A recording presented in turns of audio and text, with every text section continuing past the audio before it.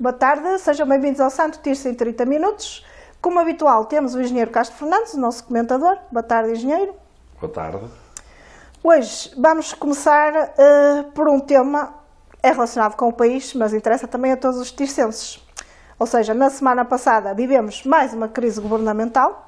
O Ministro das Infraestruturas, João Galamba, apresentou um pedido de demissão após incidentes no Ministério das Infraestruturas relacionados com o processo da TAP, que inclusive teve a presença das forças policiais.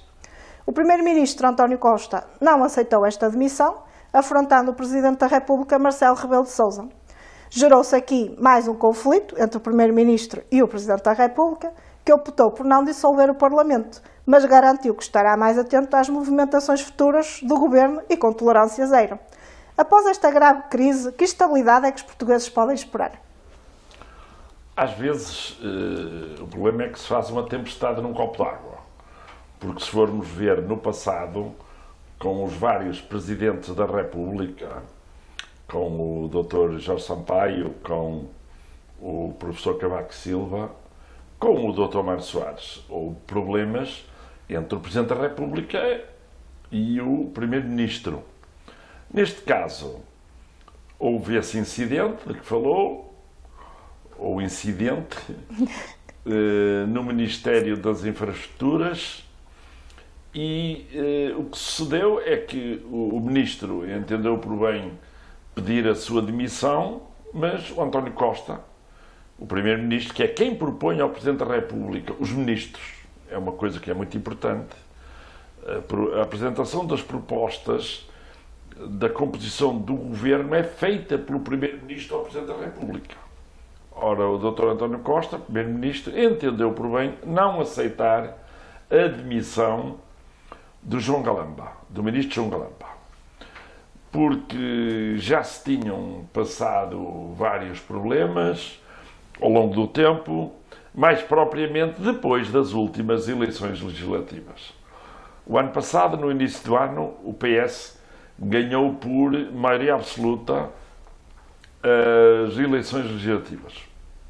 E logo a seguir, não demorou muito, o Sr. Presidente da República começou a dizer, isto para um governo recém-eleito, que o governo era um governo cansado, requentado, variedíssimas vezes nos últimos meses falou na eventual dissolução da Assembleia da República para provocar novas eleições. É claro que depois de 7 anos de bom tratamento mútuo, as coisas começaram a aquecer. Aliás, a seguir às ameaças de dissolução da Assembleia da República, o Dr. António Costa mandou um recado ao Presidente da República através da primeira página do jornal Expresso, dizendo: se o Sr. Presidente da República dissolver a Assembleia da República, eu sou o candidato, eu, António Costa, novamente às eleições legislativas. Portanto, as coisas extremaram-se. Notou-se claramente que o Presidente da República queria que o Primeiro-Ministro demitisse o Ministro João Galamba, mas eu penso que o Ministro António Costa faz isso por reação e para querer dizer, quer ao Presidente da República, quer ao país, que não é mandado pelo Presidente da República. Porque, de facto, pela Constituição da República Portuguesa, a quem compete indicar os ministros ao Presidente da República, que depois promulga ou não, com consequências ou não. E a única consequência que o professor Marcelo Rebelo de Sousa, Presidente da República, podia fazer era, de facto, dissolver a Assembleia da República. Mas aquilo que também me parece é que o Presidente da República teve receio de dissolver a Assembleia da República, provocar novas eleições e, em novas eleições, ter outra vez como candidato o António Costa e o António Costa, eventualmente, ganhar novamente as eleições, o que para o Presidente da República era muito mau. E eu penso também, o Presidente da República não dissolveu a Assembleia da República, porque ele próprio, isto é a minha opinião pessoal, não vê na oposição, principalmente no PSD, alternativa ao atual Primeiro-Ministro. Portanto, entendeu por bem manifestar a sua opinião, fez por escrito, o que nunca nenhum Presidente da República o fez, discordando da posição do Primeiro-Ministro, e penso que agora, a partir de agora, não vai ser fácil o que se vai passar. Possivelmente os problemas que antes eram tratados de uma maneira, em circuito fechado, passarão a ser tratados de outra forma. Possivelmente as divisões entre o Primeiro-Ministro e o Presidente da República serão muitas mais. Possivelmente isto pode prejudicar Portugal no futuro, e Portugal precisa de estabilidade política, porque havendo estabilidade política ultrapassam-se os problemas políticos. Porque uma coisa é certa, o próprio Presidente da República o reconheceu na sua intervenção, é que a situação económica do país está a melhorar. A situação económica do país tem evoluído positivamente. Depois do fim da pandemia, é claro que o produto interno bruto subiu, a taxa de inflação já está a descer um pouco, há outros problemas, e o Presidente da República também chamou a atenção, que é o problema das taxas de juro, nomeadamente nos empréstimos para a habitação, que estão muito elevadas, e há também outro problema, que é o custo da habitação, principalmente para os jovens, e não só, que atinge valores incríveis, e é muito difícil a um casal jovem, ou um casal qualquer, aceder ao crédito para pagar as prestações, porque de facto a prestação social tem vindo, a prestação para a habitação tem vindo a subir muito, e tudo isso tem de ser combatido. Como é que se combate? Com união entre a Presidência da República, o Governo e a Assembleia da República. O que se calhar não temos agora e se calhar não vamos ter nos próximos tempos. A Assembleia da República tem uma maioria absoluta do PS. Portanto, em última instância, o PS tem capacidade para votar sozinho as medidas. Mas também é bom que tenha o apoio de quem promulga as leis, para que não haja vetos presidenciais, que as leis não sejam enviadas ao Tribunal Constitucional, para que não haja confusão que não interessa a ninguém. Porque nestas confusões alguém paga. É como diz o povo, é o mexilhão. Somos todos nós. O mexilhão somos todos nós, é o povo português que, fruto destas divisões, vai atravessar algumas dificuldades. Só espero que as coisas acalmem, porque por vezes, como eu disse, parece uma grande tempestade, é uma tempestade num copo d'água, e pode ser que dentro de algum tempo já estejam ultrapassados alguns destes problemas. Ainda hoje, por exemplo, há minutos, eu vi o Presidente da República, Marcelo Rebelo de Sousa, e o Primeiro-Ministro António Costa, em Espanha, com o rei Filipe VI, numa grande homenagem ao Secretário-Geral da Organização das Nações Unidas, engenheiro António Guterres, numa cerimónia em que recebeu um título ligado a Carlos V. Portanto, nas ocasiões importantes, eu penso que vão continuar unidos. Certamente que, encontrando-se mais vezes, falando mais, e as reuniões de quinta-feira irão continuar entre o Presidente da República e o Primeiro-Ministro, certamente que vamos ter muitos problemas ultrapassados, porque, como digo, depois de uma grande crise pandémica, depois de uma grande crise energética, depois da guerra da Ucrânia, nós precisamos é de sossego e de calma, porque temos de resolver os problemas aos cidadãos e às pessoas que vivem em Portugal. Pois, porque também tem sido sucessivos escândalos desde mais ou menos há um ano, não é? Há sempre casos, a maior parte deles relacionados com a TAP, que é uma telenovela que nunca mais acaba. Alguns deles são um pouco fabricados. A questão da TAP é, de facto, uma questão crucial. E aí há uma comissão de inquérito na Assembleia da República, uma comissão que está a fazer a avaliação do que aconteceu na TAP. Como se sabe, a CEO da TAP francesa foi demitida, o próprio chairman, um português, foi também demitido, a CEO já foi substituída por um português, que era praticamente o presidente da SATA, a Companhia Aérea dos Açores. Penso que está a haver muita investigação, vai ser montado um circo mediático para em cada dia arranjar um problema maior que o outro. Um dos próximos dias... Este agora até envolveu a polícia, não é? Como? Este agora até envolveu a polícia lá no Ministério. Não, o que aconteceu foi que foi pedido à polícia que fosse interceptar um adjunto que foi demitido. Só que na altura em que o adjunto foi demitido, ele ainda não estava demitido. Portanto, e quando o interceptaram e lhe pediram para entregar o computador, ele veio à rua e entregou o computador. E nessa altura que ele entregou o computador, isto é preciso notar-se, ele ainda não tinha sido exonerado pelo ministro. Portanto, imagino o que será quando o ministro João Galamba for à Comissão de Inquérito à Assembleia da República, ou quando o Frederico Pinheiro, que é o adjunto, for também à Comissão de Inquérito à Assembleia da República, e certamente que se irão saber muitas coisas. Começou, por exemplo, quando foi nomeada secretária de Estado do Tesouro, a doutora Alexandra Reis, que passado um mês foi também abandonou, que tinha recebido 500 mil euros de indemnização para sair da TAP. E depois agora, pelos vistos, já se compromete a devolver o dinheiro que terá eventualmente recebido a mais e espera que as finanças calculem o valor que ela tem de devolver. Portanto, há questões que de facto são muito importantes. A questão da TAP é importantíssima para Portugal. Muito provavelmente a TAP vai ser privatizada. Já está a ser delineado o caderno de encargos para que a TAP seja vendida. Há companhias aéreas internacionais interessadas na compra. É uma solução eventual para a crise. Portugal já gastou muito dinheiro com a TAP. Ao longo de dezenas de anos, a TAP apresentou muitos prejuízos. Depois, privada também não resultou muito melhor. Vamos ver o que vai dar agora com a nova privatização. E nem se sabe bem em quanto é que será privatizada. Será 50%, 60%, 70%?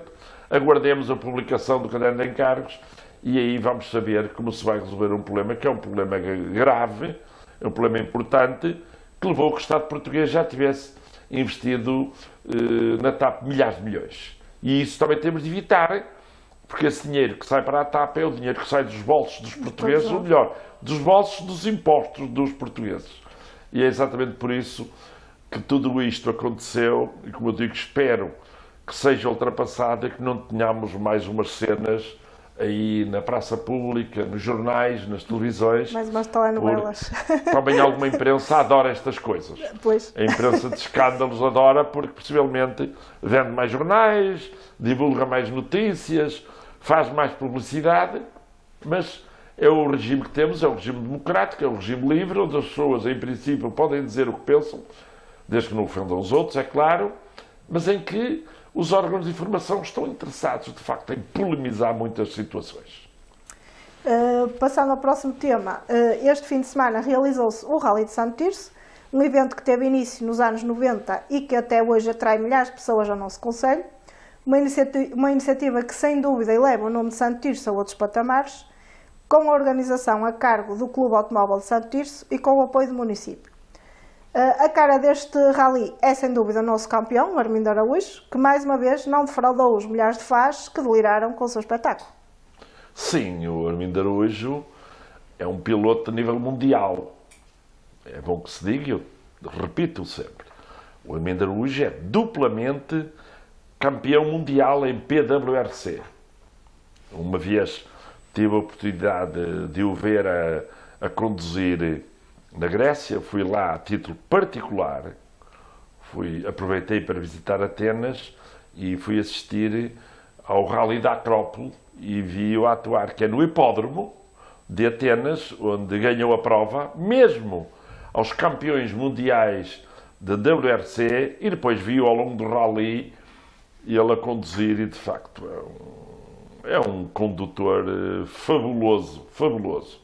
É tão fabuloso e tão empenhado que, vejas, teve um grande desastre há dias. Qualquer outro piloto estaria a descansar, a recuperar, e ele já andou em 2 ralis, aquele rally de todo terreno, num outro carro que ele também tem, e veio aqui ao rally de Santo Tirso, embora só tenha vindo ao prólogo inicial, e agora vai participar no campeonato nacional de ralis que conta para o Mundial. Portanto, o Armindo Araújo é de facto uma figura nacional do automobilismo. É bom que se diga que ele foi medalhado pela Câmara de Santo Tirso com mais alto galardão, a medalha de ouro e de honra do Conselho de Santo Tirso, em 2010, Portanto, mas ele já tinha recebido em 2001 a medalha de mérito desportivo, medalha de prata, e por outro lado, ele recebeu do governo português um título de mérito desportivo que só é reconhecido aos grandes desportistas portugueses. Portanto, o Armindo é uma grande figura, é a figura-mãe atualmente no desporto motorizado em Portugal, é uma figura de referência, é um jovem muito simpático. Ele e o Ramalho, que é o Pendura, são dois profissionalões, já trabalharam para várias marcas. Recordo perfeitamente que ele foi campeão do mundo com a Mitsubishi, já correu na Citroën, já correu em várias. Ele tem sido contratado por várias marcas mundiais e eu espero que ele continue bem, que evite os acidentes como aquele que aconteceu, que resultou de um furo de um pneu e de um rebentamento de uma suspensão, que o fez sem trajetória e ele não teve absolutamente culpa nenhuma, porque ele ia numa reta e o carro fugiu-lhe para a direita e foi contra uma árvore, uma coisa absolutamente inimaginável, e espero que lhe corra bem agora, nomeadamente no Campeonato de Portugal, porque vai ser uma prova que vai ser vista por centenas de milhares de pessoas ao vivo e milhões pela televisão. Eu arrisco a dizer quase que vai parar o país, pelo menos todas as forças policiais. Sim, na zona norte, nomeadamente, onde ele tem muitos fãs, vamos ter aqui provas fantásticas, clássicas provas de Faf, Vieira do Minho e outras, porque o rally vai se espalhar um pouco por todo o lado. E eu não estarei lá em princípio, mas pela televisão ainda vou ver os diretos. Também gosto de o ver a correr, porque agora há muitas hipóteses de o filmar em condições, através de drones, através de helicópteros, e vamos assistir a uma prova de nível mundial, mais uma vez, para que o automobilismo seja uma expressão desportiva muito importante em Portugal e no mundo. Ainda falando do rally, como em tudo, há pessoas satisfeitas com o evento e outras insatisfeitas com o transtorno do corte das ruas. O caso de Montecorva, que foi inclusive abordado na Assembleia Municipal, talvez seja o mais afetado, uma vez que os habitantes apenas ficaram com um acesso aberto à estrada que liga Burganhos ao campo de futebol. Estrada essa em mau estado, uma vez que ainda é em terra, ou então teriam que ir pelo concelho vizinho de Passos Ferreira. Como é que se pode minimizar este inconveniente? É que as pessoas ficaram privadas de entrar e sair das 9 às 6 da tarde. Pois, Montecorva é um problema muito grande, é que teve praticamente um dia fechado, as estradas principais todas cortadas. E isso, de facto, dificulta muitos acessos. Isto também sucede com as finais das provas de ciclismo, embora seja meio-dia. Pois é, menos tempo. Mas isso sucede nestas grandes provas, mas há uma dualidade de problemas. Por um lado, quer-se lá a prova, por outro lado, há os inconvenientes da prova. Pois. Muitos dos moradores até nem serão adeptos do automobilismo e, portanto, não vê interesse nenhum daquilo. Outros adoram o automobilismo.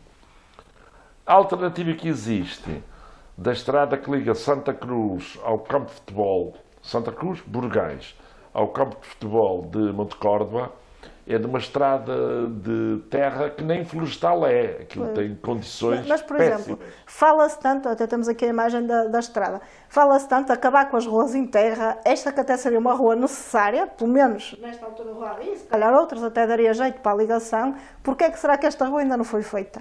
Não sei, é uma opção política. Esta estrada, como se vê na imagem, é de características florestais. Possivelmente melhorar o piso seria bom até para os ataques aos incêndios florestais, já que houve um incêndio de uma dimensão única. Foi talvez o maior incêndio que houve até hoje no concelho de Santiço. Lembro perfeitamente, foi comigo e eu sei bem o que passaram aí os bombeiros, porque o fogo passou-lhes por cima. Foi o termo. Eles não foram queimados, mas o fogo passou-lhes por cima. Foi um incêndio diabólico há mais de 10 anos. Recordo-me do clima de alarme que causou a nível nacional. Recordo-me que membros do governo queriam vir aqui no rescaldo do incêndio. Informei-lhes que não era necessário, porque o pior já tinha passado e os bombeiros tinham de defender aquilo que havia para defender. Portanto, esta estrada pode ser útil e com o tempo é natural que venha a ser útil. Sim, e nestas alturas seria uma boa solução para as pessoas que queiram entrar ao seio de Monte Córdoba, ou nestas, como no ciclismo. É uma alternativa em caso de cortarem as outras estradas, e pode ser que um dia destes a Câmara resolva fazer qualquer coisa ali, não precisa ser uma estrada de primeira linha, basta ser um pavimento que seja recuperado, e certamente que os moradores da zona do campo de futebol, nomeadamente as do bairro, têm a hipótese de um acesso a Santa Cruz muito mais rápido, e isso será útil porque, por exemplo, para vir, imaginemos, de Monte Córdoba, campo de futebol, para Santa Cruz para o centro de Burgais, vir até para Santo Tirso, ou para a Vila das Aves, uma ligação à Estrada Nacional 105, é um assunto que a autarquia deve pensar, até para evitar estes incómodos das grandes provas desportivas que isolam Monte Córdoba, porque foi isolada a Estrada da Assunção, a Estrada de Valinhas, parte da Estrada da Oeiva Passos Ferreira também foi isolada, portanto, tudo isso de facto provoca grandes problemas nos acessos à Assunção. E foi isolada também a estrada que liga de Santa Cruz ao Monte da Assunção, porque aí também se disputa a prova. Ou seja, não havia mesmo alternativas. A alternativa seria ir por Passos Ferreira para entrar em Monte Córdoba. É uma volta muito grande. Ou esta estrada, que as condições não são as melhores. E, por acaso, este ano o Diário de Santo Tirso não foi por esta estrada, mas o ano passado fomos e senti as dificuldades daquela estrada. Certo, quem anda pelo terreno é que sabe como é. Porque muitas pessoas olham só para o centro da cidade de Santo Tirso e preocupam-se muito em fazer permanentemente obras, às vezes sobre obras já feitas há pouco tempo. Isso é que é negativo, na minha opinião. Fazer obra sobre obra que foi feita não há muito tempo. E esquecem-se do estado em que estão algumas freguesias, que não do centro. Nós temos freguesias que estão a 15 km do centro da cidade. É bom que se saiba, para sair de Água Longa até Vilarinhos são quase 30 km. São 30 km de comprimento de estradas, de caminhos que precisam realmente de manutenção. E aí tem de ter essa visão. Uma visão descentralizada da ação e da execução, e com fundos diretamente municipais. A Câmara, e muito bem, já dá subsídios, ou pelo menos delega nas freguesias a execução de algumas obras, mas uma função é essa, delegar da freguesia para que elas executem obras por elas próprias. Outra é ser a própria Câmara Municipal, que inclui no seu plano de atividades novas obras, novos arruamentos, novas infraestruturas, e fazer por empreitada própria da Câmara as obras. É isto que se pede, e esta é uma opção. E pelos vistos, a situação financeira da Câmara Municipal de São Tirso é boa. Na última conta de gerência foi dito que o saldo foi da ordem dos 5 milhões de euros em relação a 2022, que o dinheiro que existe a prazo nos bancos é da ordem dos 15, 16 milhões de euros. Não digo gastar o dinheiro todo, mas diversificar esse investimento e beneficiar as famílias, beneficiar as pessoas, melhorar as condições de habitabilidade do nosso concelho. Passando agora às nossas considerações finais. No passado dia 29 e 30 de abril realizou-se em Monte Córdoba a Festa da Primavera e Feira das Tasquinhas. A organização esteve a cargo do Rancho Folclórico São Salvador de Monte Córdoba, de saudar esta iniciativa que veio ressuscitar uma antiga tradição do Concelho de Santo Tirso, as tão famosas Tasquinhas. Exatamente, acho que foi uma iniciativa muito positiva do Rancho de São Salvador de Monte Córdoba, que aliás vende refeições para fora e que dizem: eu não fui lá, ultimamente não tenho lá ido, há muito tempo já lá não vou almoçar nem jantar, mas dizem-me que tem refeições muito boas e, portanto, eles quiseram manter a tradição gastronómica regional, chamada tradição gastronómica do Baixo Minho. A nossa comida é, de facto, de um valor incalculável. Monte Córdoba tem, de facto, uma restauração muito boa, tem boa alimentação, e o Rancho de Monte Córdoba também personifica isso. Ao avançar com uma feira das Tasquinhas de nível local, penso que uma iniciativa muito boa. Nós, como sabem, tínhamos aqui em Santo Tirso uma feira das Tasquinhas que era reconhecida a nível nacional. não havia nenhuma televisão, nenhuma rede de televisão que não viesse aqui fazer imagens e fazer entrevistas às pessoas que nos visitavam. Santo Tirso também ficou muito conhecido a nível nacional pela Feira das Tasquinhas. Uma Feira de Tasquinhas que se realizava ultimamente na praça do município e que trazia desde a melhor gastronomia de todo o concelho aqui até milhares de pessoas que nos visitavam. E aquilo que sucedia habitualmente é que a Feira das Tasquinhas, que levava muita gente, centenas e centenas de pessoas, penso que mais de 1000 pessoas podiam almoçar, mas quando enchia, para onde é que as pessoas iam? Iam para os restaurantes locais. Portanto, lucrávamos todos. Portanto, a Feira de Tasquinhas, penso que foi um bom evento. Penso que a Câmara Municipal de Santo um dia fará o que já fez com outros eventos. Estou-me a recordar, por exemplo, do Festival Internacional de Guitarra, que vai ser reeditado. Estou-me a recordar da Poesia Está na Rua, que é reeditada e já esteve parada, uma das vezes por causa da pandemia, e, portanto, talvez valha a pena pensar em trazer cá novamente a Feira de Tasquinhas, convidar o Canário para vir cá cantar ao desafio, convidar o Canário para fazer uma demonstração como se bebe uns quartilhos de espadal, porque ele visitava todas as casas que estavam representadas em restaurantes e bebia bem também, e depois ainda cantava melhor. Embora não seja adepto de que se beba desmesuradamente, o facto é que havia muita animação, havia muita festa, e eu penso que só acaba com isso. Parabéns ao Reixo de Montecorvo, ao Reixo São Salvador, por ter levado a cabo esta primeira Feira das Tasquias, e eles vão ver que no próximo ano e seguinte ainda vai ser muito melhor, e de certeza que os tircenses e não só irão ter um destino interessante para visitar nesta época do ano. Sem dúvida, e esperamos também que sejam recuperadas as Santo Tirso, porque o que traz muita gente a Santo Tirso não quer se perder. Após 5 meses do abate das árvores da rua Soeiro Mendes da Maia, deixamos aqui também a informação que já se verificam movimentações para a requalificação daquela rua, estando as obras daquela zona envolvente finalmente a avançar. Ora bem, as obras que estão a ser feitas são mais junto ao Parque Dona Maria II e naquelas ruas de acesso. Rua Soeiro Mendes da Maia, de facto, abateram as árvores, não fizeram nada durante meses. Se calhar estavam a secar as raízes. Ultimamente puseram lá estas redes, mas também não se vê grandes pessoas lá a trabalhar. Vejo os miúdos a entrar nos autocarros, esperando pelos autocarros em cima das zonas das obras. De facto, já que fizeram esta obra, era bom que soubéssemos a conclusão, porque o projeto não é conhecido, nunca foi divulgado, não se sabe o que vai acontecer. Há quem diga que abateram as árvores e agora vão ter que tirar raízes, se não tiraram, e que vão plantar outras árvores. Há quem diga que vão alargar os passeios. Não.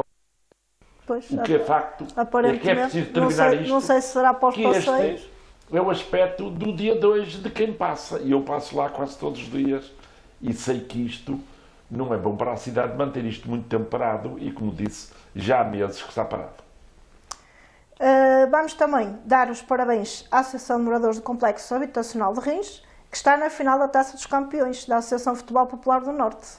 Vai representar o nome de Santo Tirso. Está a ter um desempenho único. A Associação de Rins viu que ser criadas infraestruturas capazes para a prática esportiva, nomeadamente pelo seu complexo desportivo. Lembro perfeitamente de ter sido feito o relevado sintético. A Câmara compartilhou em muito para aquele complexo, quer para o relevado, quer para os balneários. Foi a Câmara que fez os balneários, foi a Câmara que deu 150 mil euros para se fazer lá o relevado sintético, e valeu a pena, porque agora já não são só os Vitinhas e os Diogo Costas, é mesmo os jovens atuais que já disputam a nível distrital campeonatos e com êxitos fantásticos. Os meus parabéns aos moradores de Rins, à Associação de Moradores de Rins, pelo desempenho que têm tido e pela boa integração que têm feito ao nível desportivo, quer concelhio, quer distrital. Por fim, dar os parabéns à Associação Abense, que para além da subida de divisão, que já tínhamos falado aqui, este fim de semana sagrou-se campeã da 3ª Divisão Nacional de Voleibol. A Associação Abense, há 78, sua vez 78, foi criada em 1978. Eu não sou sócio fundador, mas sou dos primeiros sócios dessa associação. Nunca tive grande prática desportiva, porque não era dos meus pergaminhos esse tipo de atividade, tinha outras atividades, mas acompanhei que era a fundação da associação. O voleibol sempre esteve muito ligado à Associação Avençar 78 e agora, com a integração das antigas atletas do Clube Desportivo das Aves na Associação Avençar 78, de facto elas já conseguiram um título nacional, e é uma coisa que eu sei, vão conseguir mais títulos nacionais. Para o ano vão subir de divisão novamente. E vão estar na primeira, que era onde estavam, basicamente. Não estará muito tempo, porque a Vila das Aves, além de ter um diretor desportivo fantástico açoivense, que é o José Luís Nogueira, que eu conheço muito bem, de muito jovem, tem também um treinador, que é o Manuel Barbosa, que é fabuloso, e tem umas atletas fantásticas, e muitas delas da Vila das Aves, atenção. Portanto, a Associação Avençar 78 construiu-se. É lógico que em alguns casos contratou uma ou outra atleta, eu às vezes vejo-as a praticar desporto, vi-as a praticar desporto na rua a correr, porque moravam próximo da casa da minha mãe e, portanto, são atletas dedicadas, e a Associação Avençar está de parabéns, e a Vila das Aves também. E o Conselho já agora, sim, porque o clube é um clube concelhio. Sim, ou seja, são equipas que acabam por levar o nome de Santo Tirso para além das fronteiras do Conselho, o que é sempre positivo. O nome de Santo Tirso, o nome de Vila das Aves, o nome da região e o do desporto em geral. Sim. Terminamos então esta semana com estes temas. Regressamos então daqui por 15 dias com mais temas da atualidade de Santo Tirso. Boa tarde. Boa tarde.